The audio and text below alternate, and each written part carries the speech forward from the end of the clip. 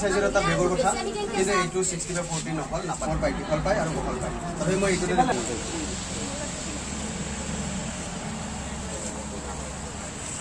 দিনপাত্ৰ দিয়াৰ উদ্দেশ্য কি আমি ইয়াত কোনো ধৰণৰ কেমিকেল দেখো আমি হেচি দিয়াৰ পিছত আকৌ 4 আঙুল হল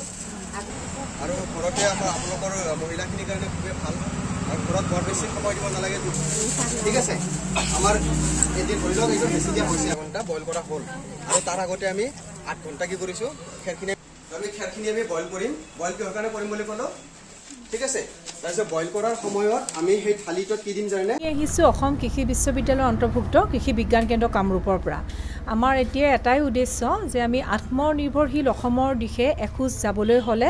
এটা আমাৰ মানে ধৰক মাছৰুম খেতিটো মাছৰুম উৎপাদন কৰিও যে আমি স্বাৱলম্বী হ'ব পাৰে মানুহখিনিৰ মাজত এটা আমাৰ সজাগতা অনাটো খুবেই দৰকাৰ হৈ পৰিছে কাৰণ বহুতে এইখিনি কথা নাজানে ধৰক যে মাছৰুমটো এটা খেতি কৰা যে খেতি কৰিব পাৰি যেনেকৈ আমি ধান মাহ সৰিয়হৰ উন্নত জাত আনি খেতি কৰোঁ মাছৰুমৰো তেনেকৈ খেতি কৰিব পৰা জাত আছে সেই মাছৰুম খেতি কৰি আমি নিজকে স্বাৱলম্বী কৰাৰ উপৰিও আমাৰ নিজৰ পৰিয়ালৰ প্ৰতিজনে যাতে সুস্বাস্থ্যৱান হৈ থাকোঁ বহুত বেমাৰৰ পৰা যাতে আমি নিৰোগী হৈ থাকোঁ তাৰ কাৰণে এটা আমি সজাগতা অনুষ্ঠান আমি ইয়াত আজি পাতিছিলোঁ।